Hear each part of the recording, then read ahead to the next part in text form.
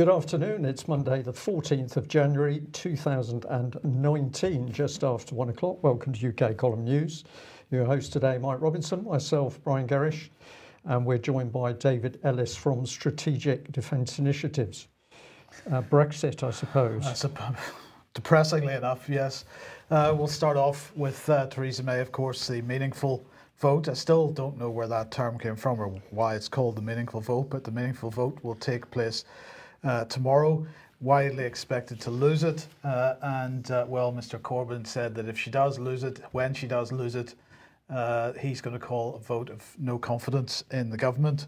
Of course, it's actually a vote of confidence, and this is all part of the Fixed Term Parliaments Act, and he will call the vote this time apparently on the government as opposed to on Theresa May, which is what he tried the last time. Really a pointless exercise. But anyway, Theresa May was giving her last-ditch speech this morning in Stoke-on-Trent in an attempt to get another couple of votes so that she doesn't end up with hundreds of people voting against her. Well, she said that MPs blocking Brexit is now a more likely scenario than a no deal. So second referendum or just revoking Article 50 is more likely, she seems to think at the moment. But in the meantime, there's been an exchange of letters between her and the European Union. So she's written to them, they've written to her, and their letter is probably the more important because this is their attempt to try to give the UK Parliament something which will allow them to vote for her deal. So she said during her speech this morning that the letters the EU have sent today have legal force. So the letters came from these two, hand in hand, Jean-Claude Juncker and Donald Tusk, and these are the main points that they said. The EU is willing to extend the transition period. The EU is ready to sign the withdrawal agreement. Good stuff. The EU is ready to agree a future trade agreement, and the EU does not wish to see the backstop enter into force. But if it does, it'll be for the shortest possible period. And I suppose the point that they're trying to make here is that the backstop is there in the withdrawal agreement, but they are ready to press ahead with every possible future agreement, and that includes a trade agreement, which would make the backstop unnecessary. So they're trying to persuade parliamentarians that they don't need to be concerned about the backstop at all. Very interestingly enough, Brian, not a word of military union or defence or security in these letters. This is still off the table as far as Brexit is concerned. But really, the pantomime continues, and we'll see what happens tomorrow. Well, we will. You've used the word pantomime, shambles, chaos. What else have I heard over the last few days? Many different descriptions. But when I think back, as I do regularly now, to when we had a country which seemed to be able to conduct its own affairs, seemed to be able to run its own politics, seemed to be able to at least run, for example, an NHS or the military or the roads. And now we've got a government that is simply, on the surface, incapable of pulling us out of this so-called common market. That's what we were sold. David, I'm watching your expression on the other camera. This is not accidental, what we're experiencing at the moment. Surely it's not accidental.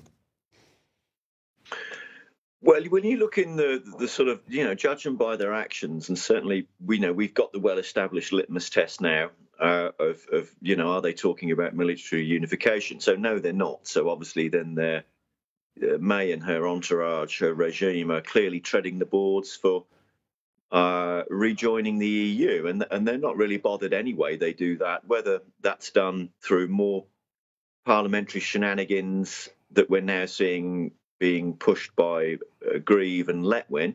Those seem to be two key players. Whether that goes to a general election or whatever, it doesn't seem to make a great deal of difference.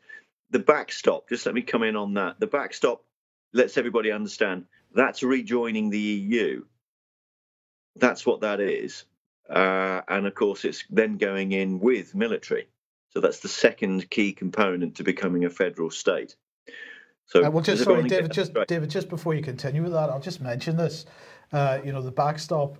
Clearly, preparations being made for that, because when I was over in Northern Ireland over Christmas, I was told quite clearly that customs posts are being built at Larne Harbour and other harbours in Northern Ireland. So preparations being made for that.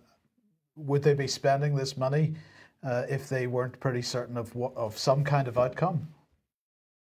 Absolutely. I mean, that's a clear litmus test there, Mike. You know, they wouldn't be doing that if they didn't already know what the answer is going to be. So it's regardless of whatever, as Brian used to say there, the pantomime that we're seeing with this puppet. Interesting, you use that sort of pantomime of puppet, bit John Redwood there. Puppet Parliament with these puppet MPs who are about to play more puppetry with the general public. You know, most of the sort of dialogue I've had here locally with people are clearly seeing through this now, and a lot of people are saying to me, "Well, the vote's irrelevant because they're making any kind of democratic job redundant. You know, your vote doesn't count for nothing. You don't count for nothing." So, you know, this week's going to be a really crucial week in British history, because as a nation, as we keep saying, you know, we're seeing the lights gradually going out on that basis of being a nation. Yeah. Well, on the subject of EU military unification, something is going on in the background, which seems certainly the BBC doesn't want to talk about. I pop this up with an apology. I've got the word "on" in there, shouldn't really be there, but basically a BBC wall of silence as France and Germany sign up to the Aachen Treaty. And I had to use Google because I think most people would. So I simply searched for the BBC and the Aachen Treaty to see what we could find. Well, the first one that popped up was back in November 1998, and there wasn't anything current. And if it hadn't have been for the eagle eyes of David Scott over the weekend, we wouldn't be able to report this to you today. But what are we talking about? Well, we're talking about this extremely high-level political love affair, reported here with Bloomberg. France and Germany need to do more than renew their vows. It goes on to say Macron and Angela Merkel's attempt to make an example of their cooperation faces too many obstacles.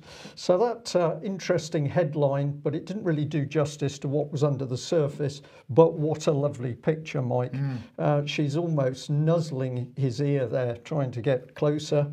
Here's the Duran, getting closer to the truth. France, Germany to merge economic and defence policies to create cross-border Euro districts. Now let's remember that one of the policies that was pushed immensely hard in UK was effectively to get rid of our counties and to bring in the regions, the English regions, which was fully in line with European policy. Now we see what this really entails within Europe itself, because France and Germany getting together to sign a document which is going to basically start to dismantle them as nation states.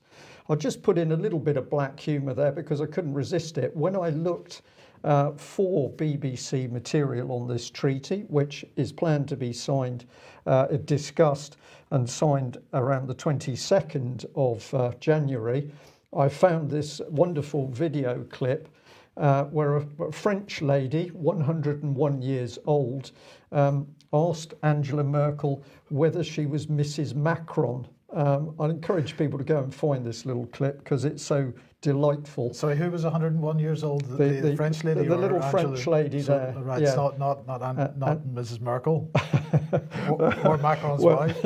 Well, it could be, but the little old French lady got a little bit confused, and she looked at Angela Merkel and asked her whether she was Mrs. Macron. To which we say, well, why wouldn't she assume this? So I think we're on the same path. But let's have a look at this treaty, which the illustrious BBC, and it appears that much of other UK mainstream media, as it's called, simply doesn't want to go there. Now, this is some of the key bits that were passed through to us at the weekend, so let's have a look. So Paris and Berlin herald a new era of integration, two nations to share defence, foreign and economic policies. Germany and France are set to forge a pact aligning their defence, diplomatic and economic policies in an unprecedented twinning pact. It's regarded as a prototype for the future of the European Union, according to the Times. German Chancellor Angela Merkel and French President Emmanuel Macron will sign the Aachen Treaty later this month, which will govern a coordinated diplomatic front as well as joint actions on peacekeeping missions. And then the next bit, which jumped out at me, militarily, the treaty aims to form a, quote, common culture and common deployments in overseas engagement. The brief document will be signed on January the 22nd in Aachen, the ancient German spa city near the borders with Belgium and the Netherlands. It is meant to be ratified by the two national governments parliaments that same day. And before we bring David back in, we'll just go on to the second bit here.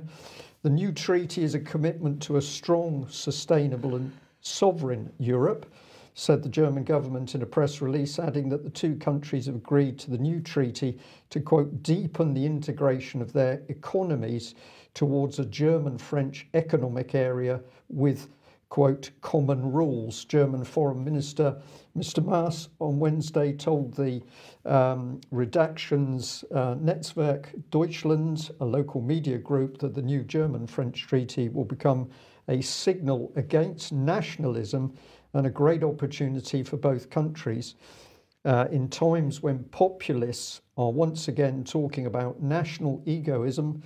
We also unite a clear commitment. Closer cooperation works not at the expense of our sovereignty, but makes us stronger, said Maas, adding that it's about advocating a strong, empowered Europe, a peaceful world, and, quote, a rule-based order. It's got all the language in it, Mike. So just let me clarify this. It said something there about it being ratified by the French and German parliaments, admittedly on the same day, so they're not getting much opportunity to sort of read it or consider it, but it is going to be ratified. Yes. Well, that beats Britain then, since the Sandhurst Treaty didn't go through that type of process. No, we'll bring that up on screen in a minute. But David, all the language is here, and I just love the deceit that on one hand you can clearly see Germany and France as nation states being dismantled to become regions of Europe, while at the same time they talk about European sovereignty to give it this veneer that nothing's really changing. This is immensely dangerous. It's extremely dangerous looking at the speed that they're looking to do this. So they're giving as you said, the language here is exquisite. It's all this exquisite EU coded language, or, they start off there with integration. It's not, it's unification. And obviously, as we all know, the EU is a tyrannical system. It's a non-elected tyrannical dictatorship that's soon going to be armed, fully armed. You're quite right, Brian. They're dismantling the countries of France and Germany at the point that this proceeds. They'll cease to exist as countries because they won't have command and control of their own militaries. This is this serious, and they'll ratify it the same day. So where's the resistance in those countries for them to turn around and go, no, they don't want national of anything. It doesn't matter whether it's Britain or France or Germany. We're all in the same hat, the same as America. So Heiko Maas here saying that he doesn't want nationalism. Yes, he's not kidding, isn't he?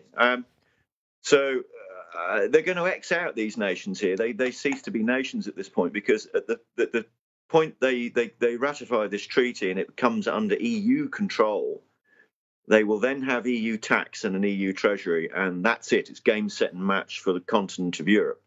And there's only one thing that this unified force is going to do. It's going to go to war because they want more change, and they want to impart change upon Russia. And they're going to attempt to do it via this method. This is the modus operandi. So we're into dire straits here in Britain this week, and we look like Europe itself. The countries in Europe are in dire straits this week as well. So it's 100 years for this to come to this point, really. This thing has been being pushed around and been trying to achieve. But it definitely is not a world rules-based order. It's a new world order, and it's not very nice. It's not very nice at all. Well, for perhaps viewers and listeners that haven't seen the wealth of information on the UK Column website about EU military unification, let's just bring in a little bit on a graphic to simplify things and help people through. But we'll just say that it was the UK Column that really picked up on the events in 2010, where the government, David Cameron, of course, in power, was busy ramping up this partnership with the French on all matters defence. And it was the UK Column alone that exposed that much of the dirty dealing was going on, assisted by the so-called charity, the Franco-British Council, with meetings held in the ambassador's residence in France. And of course, what was being agreed is what would then go into the Strategic Defence Review in UK, which, if you analyse it after the event, was everything possible to help push us towards unification with the European Union.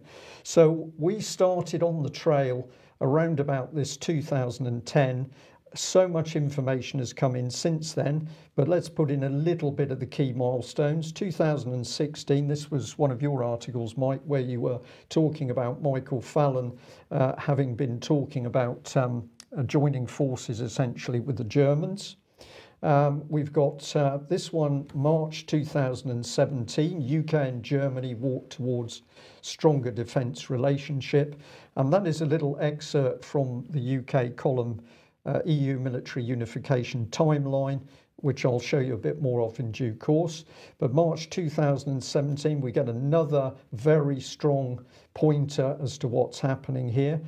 We can hop across into 2018, and this is where there was a meeting held at Sandhurst, that's the one you've just referred to, Mike, where we're starting to see Britain's military locked in with the French. And of course, the government only talking about France, not mentioning the EU, just trying to blind the public with this is sort of bilateral with France. No, this is actually to do with the European Union.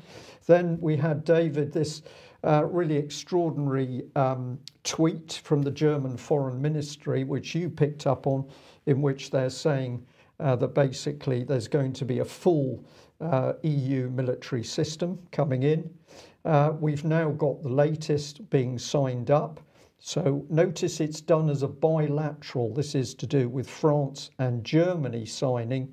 But if we look at the pieces around all of this, this is simply a smokescreen for the fact that this is all being driven ultimately for and by the EU. Well, they have published in various places that their intention is to take these bilateral agreements and that those become a pathway towards a unified system. So they're quite open about that. Yep, okay. And on the left, I've just brought in on screen as we were discussing that little bit, the fact that if you are going to have a full unified military system for the EU, you need to have a treasury.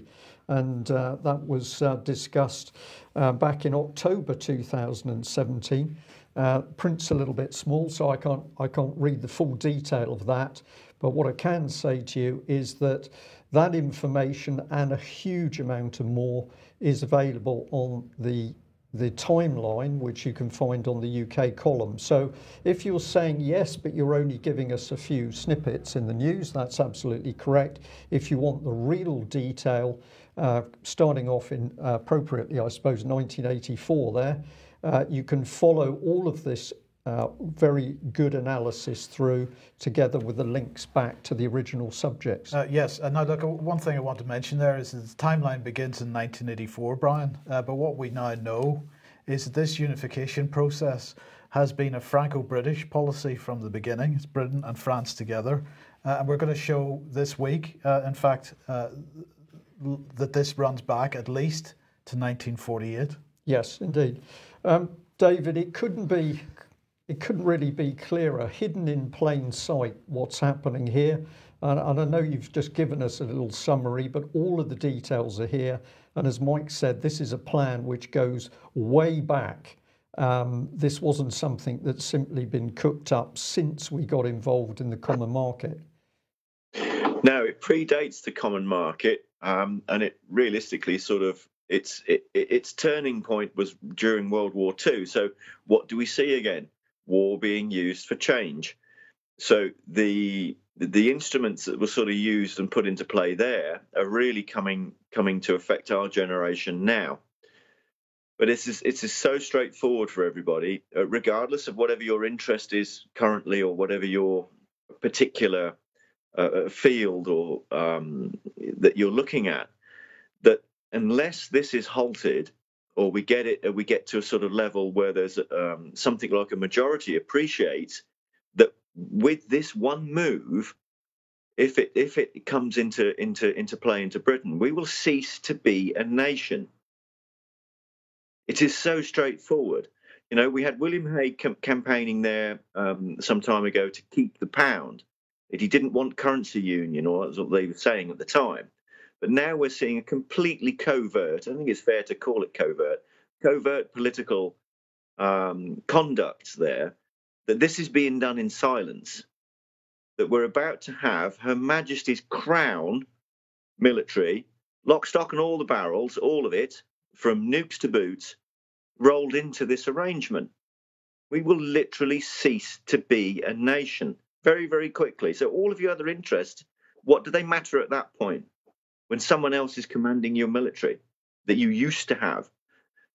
Now, the key thing here really is we've got to roll in the Constitution and the military union into two hats, because everybody that serves takes an oath to the Crown. Now, there's the point here where all this is going to come to rest very soon, is anybody that's in currently needs to consider their position as to whether they want that to continue or not. And David, something that we were trying to highlight last week on Thursday through a little Twitter campaign, it still staggers me to some degree that this issue is being kept out of the Brexit debate by all sides on the Brexit debate.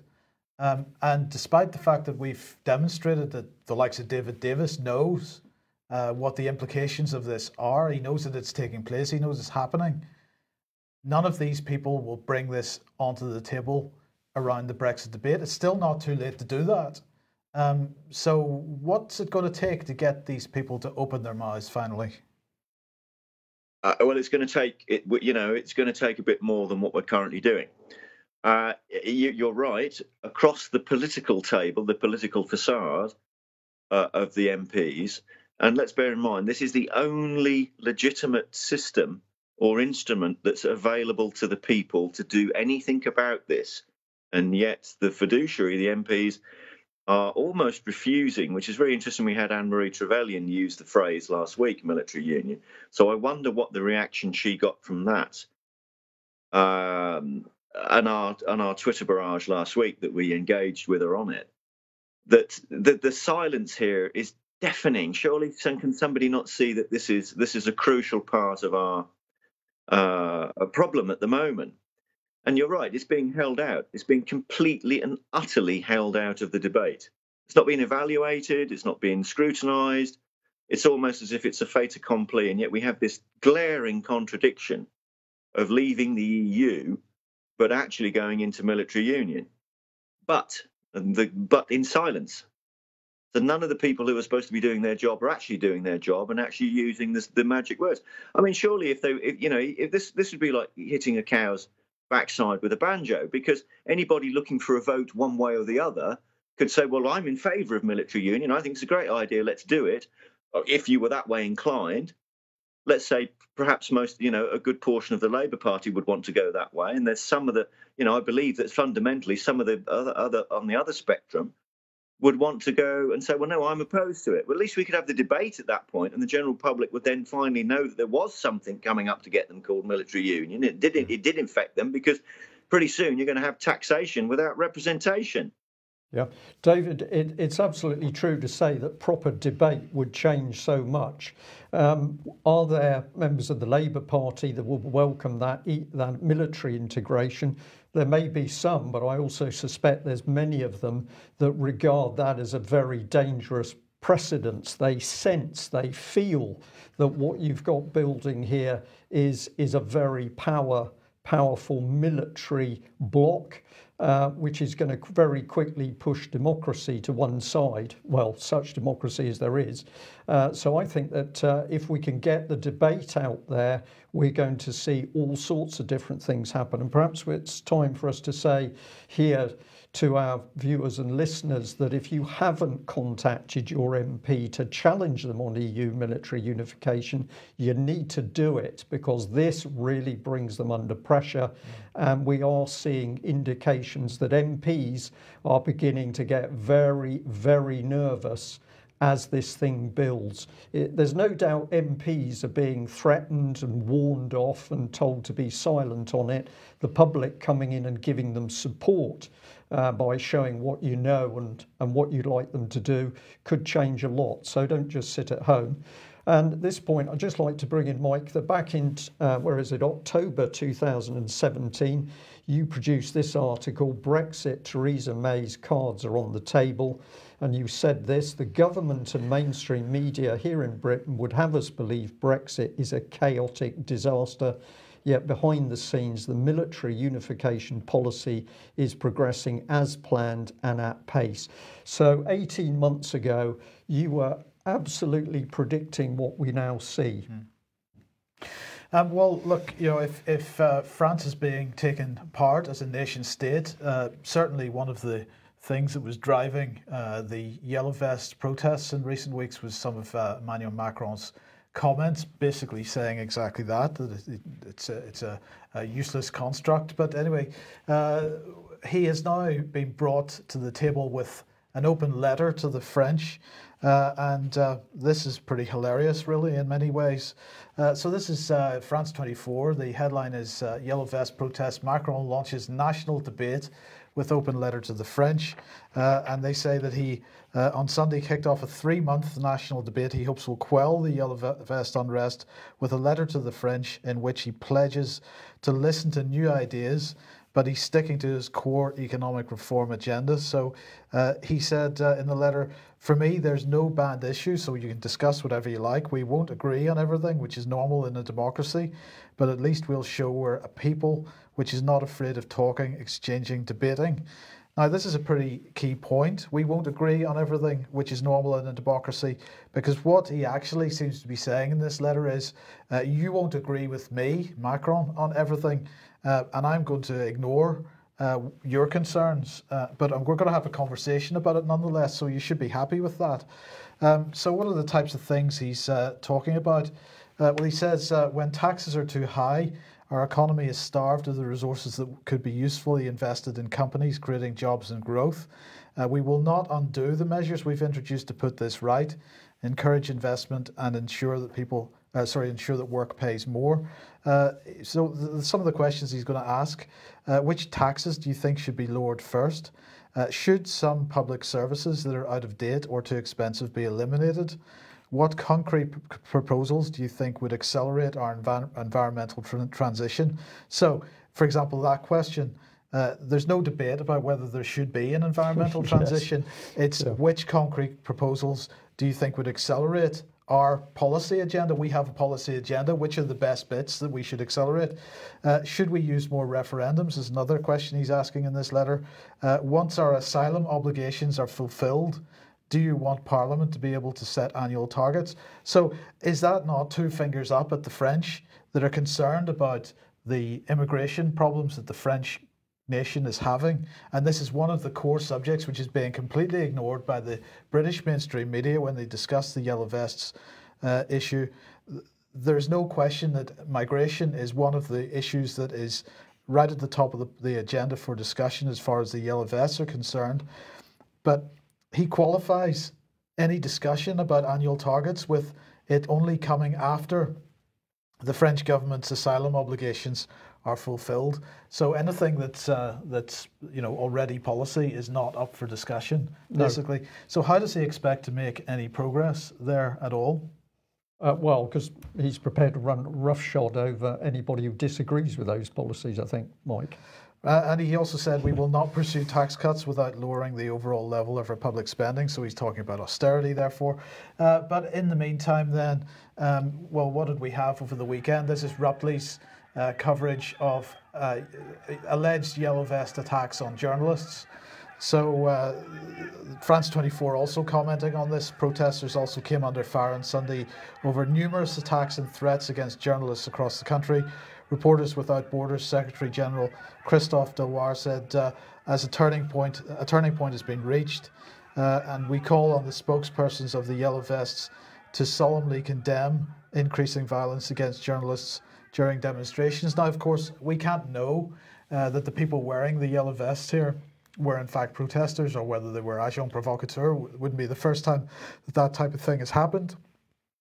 But as well as that, while I'm in no way condoning, in fact I condemn any attacks on anybody during these protests, I condemn the attacks by the police on old people that we're seeing some of the videos of, absolutely horrific attacks, and absolutely condemn these attacks on journalists if those are genuinely yellow vests. But the French media has been pretty aggressively anti this entire protest movement, and extremely critical of it, extremely pro government, and so while I condemn what they've done, it's not necessarily surprising that it's happened, that people's frustrations are getting to this stage. Yes, yeah. Absolutely. Well, let's follow on from that with a little look at an article in the Daily Mail. And I have to say, we're going to ask our viewers and listeners to assist with this one, because the analysis of it is very interesting. And today is really a first stab at it. But this is the headline: A Twisted Conspiracy, How Britain's Far Right Persuaded the UKIP Leader to Back an Anti-Muslim Campaign That's as Bogus as It Is Cruelly Offensive. Now, what's fascinating about this article is that you would think from the headline it's going to take the lid off something, it's going to help explain something. But as you get into the text, you find that it weaves into its own particular narrative. And I was left at the end by really wondering what the journalist had in his head as he put this thing together. But the story goes back to last year, where the three young men to the left of your picture died after a car mounted the pavement in London and killed the three of them. And since that time, there's been quite a lot of controversy. The parents of some of the boys have been very outspoken, saying they don't trust the police investigation. And their case has been picked up by Tommy Robinson and other groups. And what the article in the paper is saying is that basically these extreme right-wing groups are just using the family to make, if you like, make hay out of this. And the article then, of course, moves through to the fact that we've got this gentleman, James Goddard, who was the one who hounded Anna Soubry MP. He's connected to Tommy Robinson, but also he's been photographed in a pub with the mother of one of the young men who was killed, alongside Gerard Batten. So the Daily Mail is crowing that basically these extreme right-wing people have picked up on the tragic deaths of these three young men, and they've made something out of it. In particular, they're trying to say that it wasn't just the police didn't cooperate well with the parents or investigate fully. They allege that this was possibly a terrorist attack. They're inferring by Muslims on the three young men. But it's very complicated, and to my mind, the Daily Mail article doesn't help investigate matters and set the facts straight. It's weaving an even darker narrative. But let's have a look at the journalist himself. Now, this is from his Twitter page, so this is not a doctored image. And I find this astonishing that a leading Daily Mail reporter would wish to portray himself as what? Don't know. Well, if it A was buffoon? a buffoon, thank you. I could think of a number of words, but this is the way that anybody that dares challenge the Daily Mail or the government is portrayed, as a sort of tinfoil wearing, hat wearing person. And yet this is how Guy Adams seems to see himself. So he says, feats for the Daily Mail plus blather about cricket, tennis, fishing, real tennis, Welsh rugby, malt whiskey. This doesn't fill me with a lot of confidence about what this man is really about.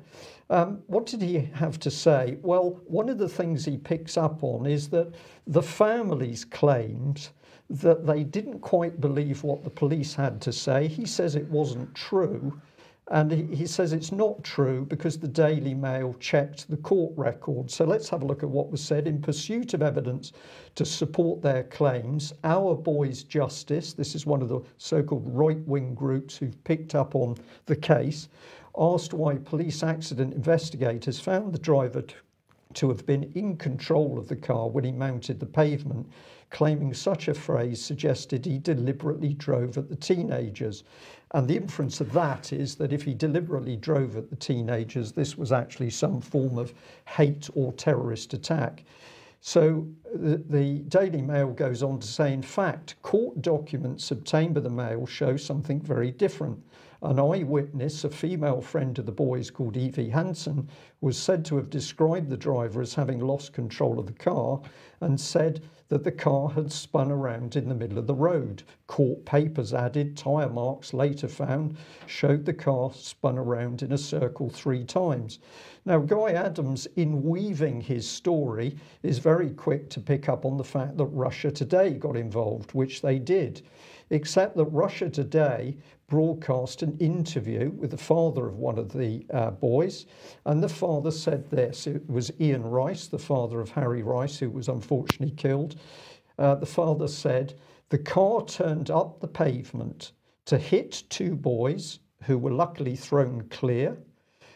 Then he, the driver, continued along the railings and the wall and killed the 3 young men. He then spun the car. Now, we don't know the full facts. We're simply commenting on this Daily Mail article. But for me, what the Daily Mail journalist says does not match what the father of one of the killed young men says. And we could ask why this is, leaving aside any intervention with right-wing groups. So that is just one question. But let's have a look at how it weaves through. We have the young men killed. We quickly bring in Tommy Robinson.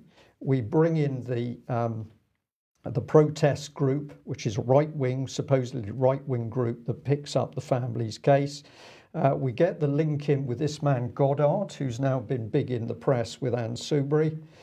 We bring in Gerard Batten, and here he is, as I said, with the mother of one of the boys and Mr. Goddard himself. So the Daily Mail appears to be, yes, picking up on the fact it's almost like a right wing is being created here, and the Daily Mail is giving them a lot of publicity. But then it gets interesting because one of the things he said is other recent online posts by the group have referred to alleged satanic paedophile rings in Hampstead. Well, where did that come from? I'm not too sure. And this is where it ends. They form part of a growing movement of people for whom everything is a conspiracy, an establishment cover-up, despite the clear and obvious facts denying their case. So according to the Daily Mail, the problem at the moment is just too many people are challenging the establishment, and that is a conspiracy theory because we can trust all of the evidence that the establishment brings forward. I find this quite remarkable. Guy Adams doesn't really pick up on this aspect of his story, that the driver of the car, Janesh Chadsasama, pleaded guilty to 3 counts of causing death by dangerous driving. He was originally given 13 years. On appeal, this was reduced by 2.5 years. So he gets, sorry, that should be 10.5 there, shouldn't it? It should be, he gets a 10.5 year sentence. Whereas if we go to the Hampstead case, a woman gets 9 years for supposedly online harassment. but the journalist doesn't talk about that.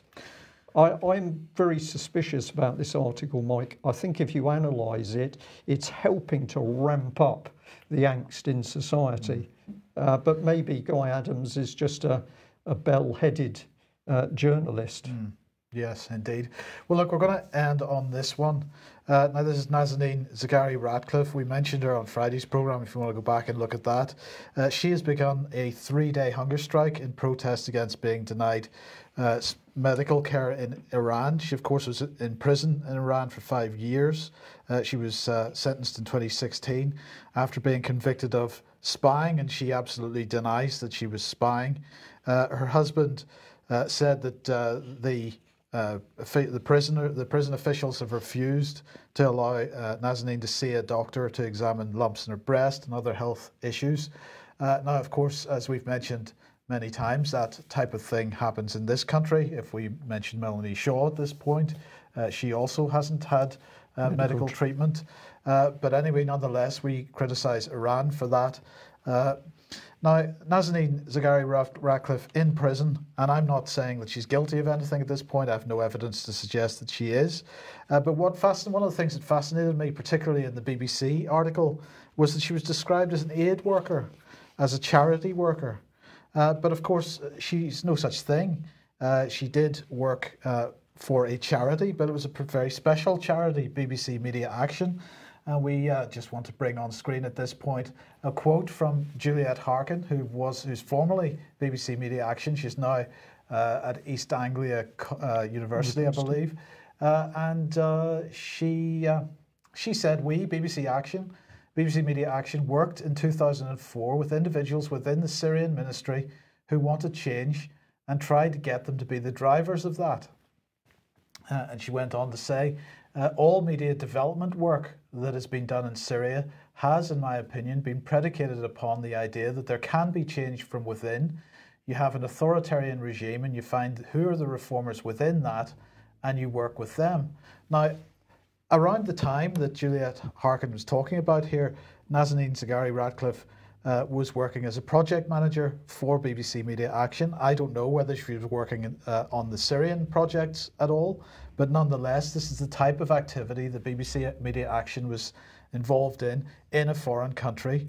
So we'll come on to what the implications of that are in a second. In the meantime, Nazanin Zaghari-Ratcliffe, when she was arrested in Iran and convicted, had been working for this organisation, the Thomson Reuters Foundation, and they are also into media development in foreign countries. The Thomson Reuters Foundation is committed to fostering the highest standards of journalism worldwide. We believe accurate, impartial and independent journalism leads to better informed societies. It holds power to account, strengthens the rule of law and contributes to economic and social development. Well, I don't believe that there's too much of holding power to account being done by Reuters or any other mainstream media in UK or in the United States or in Europe, never mind in other parts of the world. But let's just have a run through what they say they're doing. They believe in accurate and independent media leading to better informed societies, so they hold power to account and so on. They go on to talk about examples. They provide training, they provide project grants, they provide mentoring, they provide distribution and fellowships. These are very similar types of programs to the ones the BBC Media Action provides. So it's not a surprise that Nazanin Zaghari-Ratcliffe went on to work for this organisation, because it's really a continuation of what she'd been doing for Media Action. What else are they talking about here? From photojournalism workshops to independent news agencies, we run programmes on every continent tailored to real needs. And they go on to say, since 1983, we have worked in over 170 countries around the world with over 15,000 journalists. What are they doing with these people? The Reuters, and then this is a side project for the foundation. The Reuters Institute for the Study of Journalism was established in 2006 with the core funding from the Thomson Reuters Foundation. It marks the collaborative commitment between the University of Oxford and the foundation to create an international research centre on the comparative study of journalism. So this is a type of thing that these types of organisations are involved in, but it's not charitable work and it's not aid. Because it's not providing food for hungry people. This is about, if you believe the Juliet Harkin quote, this is about interfering in other countries, which other countries may view as spying. But anyway, we'll come on to that in a second. And we've got to put this in a bit of context of Integrity Initiative and the Foreign and Commonwealth Office's counter disinformation program. And remember what we said from Friday. This financial year, the Foreign Office is investing approximately £8 million in supporting public service and independent media. This includes projects in the Baltic states, Ukraine, as well as pan-regional initiatives. In addition, we're working with governments in the Baltic states alongside the British Council and other partners to address issues such as media literacy and societal integration. Well, I just want to highlight one organisation here. Here we go, the WFD. The Westminster Foundation for Democracy, and there's Mr. Bercow on the right there because he's very proudly associated with this. It's the UK's public body dedicated to supporting democracy around the world. WFD's initiatives include helping protect women from violence in the Middle East, making politics more inclusive in Africa, consolidating democratic institutions in Asia, building trust and democracy across the Western Balkans. On behalf of the United Kingdom, WFD recruits international election observers and leads the Commonwealth Partnership for Democracy, a UK initiative to support the political engagement of minorities and vulnerable groups in developing countries in the Commonwealth. So, at first glance, this doesn't look like journalism or media necessarily. But just to give one example, between 2008 and 2013, WFD led a partnership including UK Parliament, UK National Audit Office, the UK branch of the Commonwealth Parliamentary Association and the Thomson Reuters Foundation. The partnership helped establish parliamentary study centres in Lebanon, Uganda, Mozambique, a parliamentary public accounts committee in Morocco, freedom of information legislation in Ukraine, and a human rights committee in Uganda. Now they call themselves an independent public body supported by the Foreign and Commonwealth Office and UK Aid. But look, when you've got organisations like this, working with organisations like Thomson Reuters Foundation, BBC Media Action, the Foreign Office is not going to fund an independent public body which is doing anything other than following British foreign policy. It's not able to operate independently of what the Foreign Office says is the right thing to do. Therefore, this is British soft power, whether it's called independent or not. If Thomson Reuters Foundation and BBC Media Action are working with organisations like this to play the games that they're playing in other countries, this is British soft power. Now, I don't know whether Nazanin Zaghari-Ratcliffe knew what she was doing. I don't know if she knew what she was doing. I don't know if she was guilty or of spying in Iran or not. I'm quite willing to presume that she is innocent of it. But when people go and work for these types of organisations, Brian, which have clear political aims in other countries, it's maybe unsurprising that individuals then get caught up in the trouble that follows or that comes along afterwards. Indeed. David, we're running out of time. Just 30 seconds to close on that one. Yeah, sure. When a good friend of mine, Lisa, when with the going got tough in campaigning in Brexit, she often used to come out with this very much a sort of a right and wrong, just let's everybody do the right thing. And she often used to use this phrase. It sort of goes back to Stalin and Hitler. So over the time frame that we're talking about with this problem, and she used to say this, they come for the Jews and I did nothing. Pretty soon they'll come for the Christians, and if you do nothing. If they come for the Sikhs and you do nothing, they come for the Hindus and you do nothing. They've already come for our miners and we did nothing. They've come for our steel workers and we did nothing. They've come for our car workers and we've done nothing. They're now coming for our Royal Navy and our Royal Marines. We're doing nothing. When they take your family, who will be there left to help you? You'll be on your own. David, thank you very much. Very poignant words, very, very accurate, I think. What we're witnessing is a dictatorship. We'll use that term at the moment, coming into force in UK with the help of the European Union. And what can we do to stop it? Well, of course, the key weapon is exposure. This is so important. Violence is not needed. It simply plays into their hands, but exposing what is happening is very important. We'll end there. Thank you all for joining us today, and a very big thank you to our overseas viewers. We know you're there, and we're very grateful to learn that people in some numbers are starting to tune into UK Column to focus on our analysis of what's happening in UK. Thanks for joining us. Bye-bye. Bye-bye.